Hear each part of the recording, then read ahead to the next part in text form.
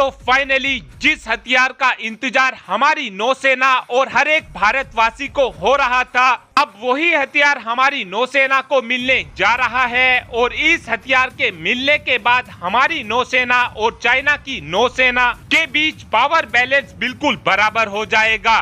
तो जैसा कि आप सभी जानते ही हैं कि हमारी नौसेना दूसरा स्वदेशी एयरक्राफ्ट कैरियर लेना चाहती है। अब इस एयरक्राफ्ट कैरियर को खरीदने का कंफर्मेशन हमारे नेवी चीफ यानी कि आर हरि कुमार जी की तरफ से दिया गया है। दरअसल आर हरि कुमार जी की तरफ से एबीपी न्यूज को एक इंटरव्यू दिया गया है और इस इंटरव्यू में आर हरि कुमार जी की तरफ से साफ साफ बोला गया है कि हमारी नौसेना को आईएनएस क्लास का एयरक्राफ्ट कैरियर मिलेगा और इस एयरक्राफ्ट कैरियर को 5 से 7 सालों के अंदर ही बनाकर तैयार कर लिया जाएगा।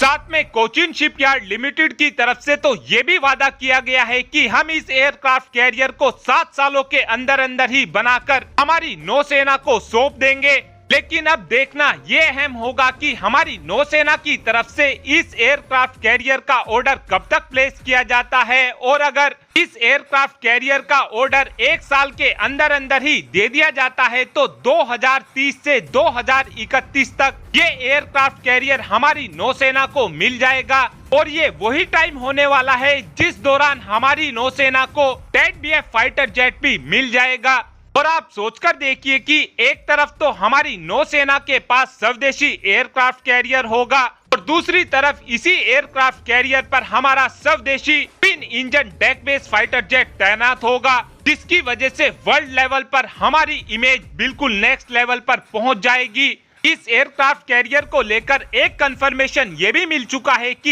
ये एयरक्राफ्ट कैरियर आईएनएस विक्रांत से बहुत अलग होगा, क्योंकि इस एयरक्राफ्ट कैरियर की मदद से हम अपने ओरा यूसीएवी को काफी आराम से लॉन्च कर सकेंगे।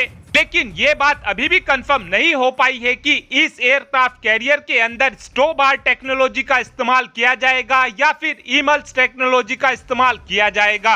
पहले जान लेते हैं कि स्टोबार और ईमल्स टेक्नोलॉजी होती क्या है। स्टोबार की full form short take off but arrest landing होती है।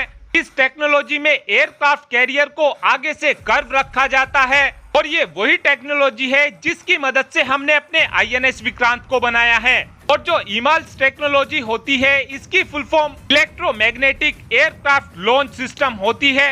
इस टेक्नोलॉजी को एयरक्राफ्ट कैरियर में सबसे एडवांस टेक्नोलॉजी माना जाता है। इस टेक्नोलॉजी के दौरान जितने भी फाइटर जेट एयरक्राफ्ट कैरियर पर तैनात होते हैं उन सभी को एक गुलेल की मदद से लॉन्च किया जाता है। स्टोबार टेक्नोलॉजी में एयरक्राफ्ट कैरियर आगे से थोड़ा उठा हुआ होता है, लेकिन इस टेक्नोलॉजी में एयरक्राफ्ट कैरियर बिल्कुल सीधा होता है। और इसी टेक्नोलॉजी का इस्तेमाल अमेरिका ने अपने यूएसएस जिराल्ड आर फोर्ड में किया है।